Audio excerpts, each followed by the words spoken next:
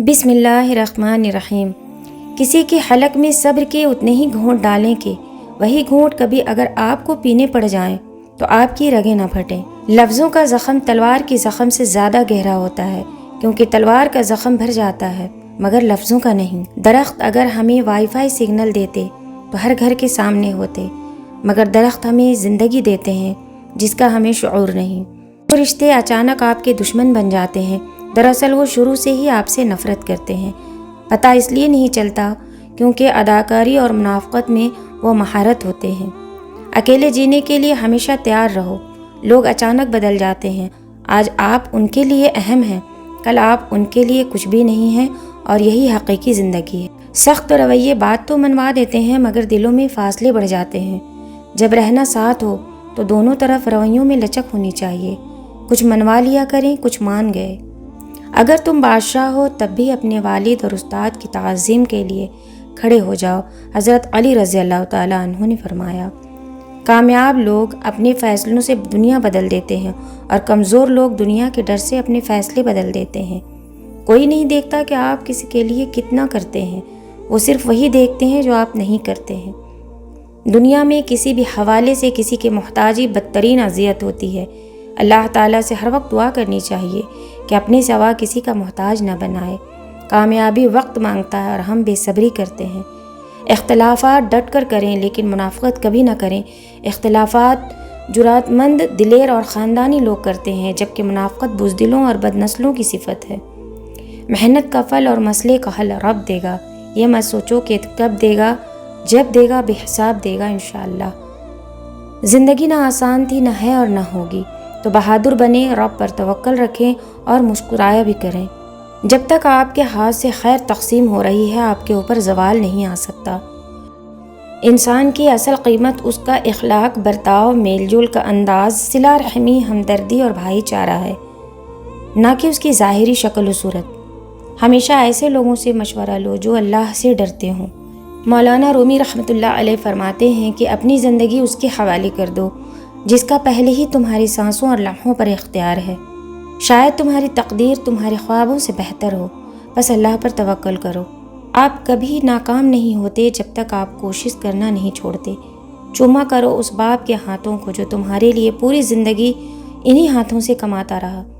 کوئی شخص اس وقت تک مومن نہیں ہو سکتا جب تک کہ میں اس کے ماں باپ، بیٹے اور تمام لوگوں سے زیادہ محبوب نہ ہو جاؤں۔ حضرت ابو بکر صدیق رضی اللہ تعالیٰ عنہ فرماتے ہیں کہ بروں کی ہمنشینی سے تنہائی بہتر ہے اور تنہائی سے نیک لوگوں کی صحبت بہتر ہے۔ کسی انسان کی سوچ پڑھنی ہو تو اس سے مشورہ کر لیں اور اس کے مشورے سے اس کا انصاف، نیکی، بدی اور علم سب جان لیں گے۔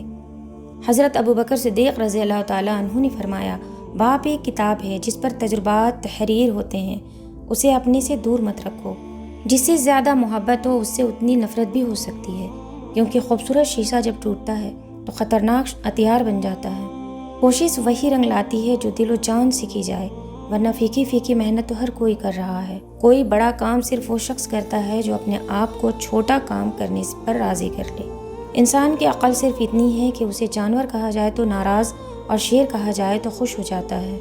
ہم ایک ایسی زندگی کے پیچھے بھاگ رہے ہیں جو ختم ہو جانی ہے، اور اس زندگی کو بلا بیٹھے ہیں جو کبھی ختم نہیں ہوگی۔ وقت کم ہے، سفر بہت طویل ہے، سوچ لیجئے۔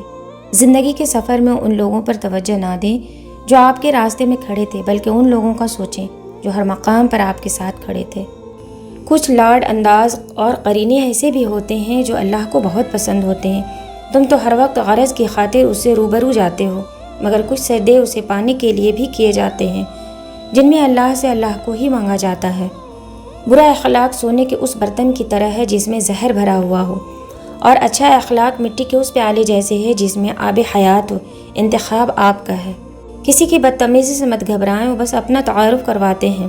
سمجھداری اسی میں ہے کہ آپ انہیں پہچان کر آگے چل دیں۔ حقوق العباد کا معاملہ بہت سخت اور کڑا ہوگا، کیونکہ اللہ پاک بھی تب تک معاف نہیں کرتے جب تک اس کے بندے معاف نہ کریں۔